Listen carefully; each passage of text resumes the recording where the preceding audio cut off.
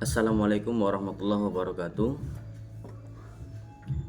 Perkenalkan, nama saya Muhammad Muslim Jauhari. Saya dari kelas B12 Universitas Islam Negeri UIN Syekh Nurjati Cyber Cirebon, Jawa Barat. Baik, pada kesempatan kali ini saya akan menjelaskan beberapa materi mengenai hakikat manusia dan pendidikan. Hakikat manusia mengacu pada sifat dasar manusia sebagai makhluk yang memiliki potensi fisik, mental, sosial, dan spiritual. Manusia diciptakan dengan kemampuan berpikir atau rasionalitas, memiliki kehendak bebas dan kemampuan untuk berkembang secara mencapai tujuan hidupnya. Manusia juga berperan sebagai khalifah atau pemimpin di bumi yang dituntut untuk menjaga dan memanfaatkan sumber daya alam secara tanggung jawab serta membangun hubungan yang baik dengan sesama manusia dan Tuhannya.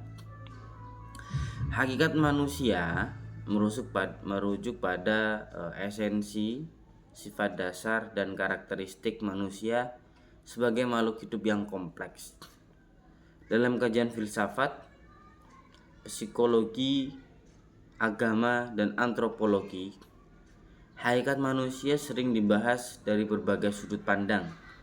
Beberapa elemen penting terkait hakikat manusia adalah yang pertama yaitu makhluk hidup, makhluk individu dan sosial. Jadi manusia memiliki kebutuhan pribadi, namun juga hidup dalam kelompok sosial. Sebagai makhluk hidup, manusia membutuhkan interaksi dengan orang lain untuk bertahan hidup atau berkembang dan mencapai kesejahteraannya. Jadi dalam hal ini manusia memang selalu hidup berdampingan dan tidak bisa hidup secara sendiri. Yang kedua, makhluk berakal dan berperasaan. Manusia dikaruniai akal untuk berpikir logis, membuat keputusan dan mencegah masalah, serta perasaan yang memungkinkan mereka mengalami emosi, empati, dan estetika. Yang ketiga yaitu manusia memiliki potensi yang dapat berkembang. Dalam konteks pendidikan, potensi ini mencakup kecerdasan intelektual, emosional, spiritual, dan fisik. Kemudian yang keempat, makhluk moral. Manusia itu memiliki kemampuan untuk memahami baik dan buruk serta memiliki tanggung jawab atas tindakan mereka.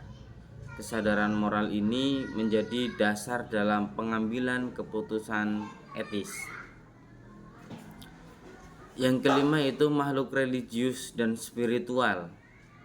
Manusia dalam banyak pandangan juga dipandang sebagai makhluk yang memiliki kebutuhan spiritual mencari makna dan tujuan hidup, dan dalam banyak kebudayaan memiliki hubungan dengan entitas transender atau Tuhan. Jadi tadi itu adalah yang saya jelaskan dan saya baca mengenai hakikat manusia. Dan materi yang kedua yaitu tujuan pendidikan. Tujuan pendidikan adalah mengembangkan potensi manusia secara menyeluruh, baik dalam aspek kognitif, afektif, maupun psikomotorik. Pendidikan tidak hanya bertujuan untuk memberikan pengetahuan, tapi juga membentuk karakter, moralitas, dan keterampilan sosial.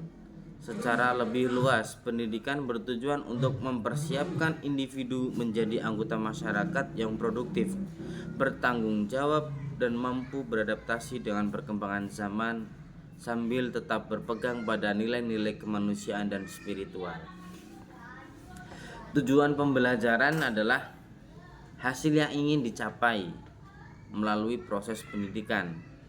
Tujuan ini biasanya mencakup perkembangan kognitif, afektif, dan psikomotorik peserta didik.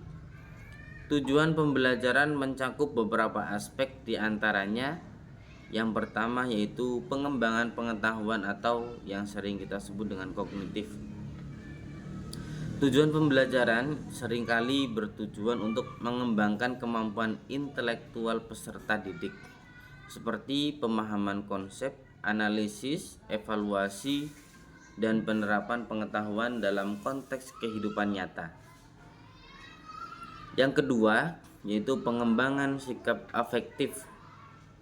Pembelajaran juga bertujuan untuk membentuk nilai-nilai moral dan sikap positif pada peserta didik. Ini termasuk pembentukan sikap tanggung jawab, rasa hormat, kerjasama, dan etika. Yang ketiga adalah pengembangan keterampilan atau psikomotorik. Peserta didik diharapkan mampu menguasai keterampilan praktis yang berkaitan dengan bidang tertentu, misalnya keterampilan teknis, seni, olahraga, dan keterampilan manual. Pengembangan potensi individu. Tujuan pembelajaran yaitu melibatkan pengembangan potensi individu secara optimal sesuai dengan kemampuan, bakat, dan minat mereka. Yang kelima yaitu pembentukan karakter dan kepribadian.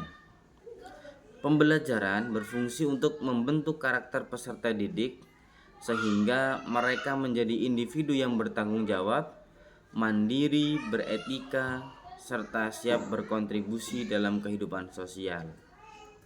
Yang keenam, persiapan untuk kehidupan sosial dan dunia kerja.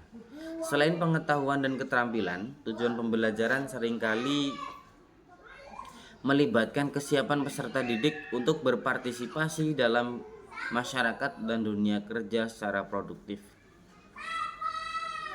Secara umum, tujuan pendidikan atau tujuan pembelajaran adalah untuk membentuk individu yang seimbang, baik dari segi intelektual, dari segi emosional, dari segi sosial, dan juga dari segi spiritualnya, sehingga mereka dapat hidup secara harmonis dalam masyarakat.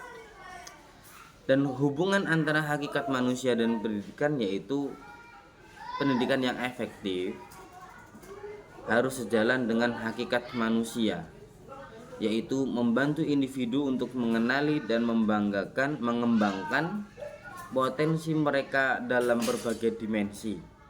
Dengan demikian, pendidikan berfungsi sebagai alat untuk membentuk manusia yang utuh, tidak hanya secara cerdas secara intelektual, tetapi juga matang secara emosional dan sosial, dan juga matang dalam spiritualnya. Mungkin itu saja yang dapat saya sedikit jelaskan mengenai hubungan hakikat manusia dengan pendidikan. Kurang lebihnya mohon maaf. Saya akhiri. Wassalamualaikum warahmatullahi wabarakatuh.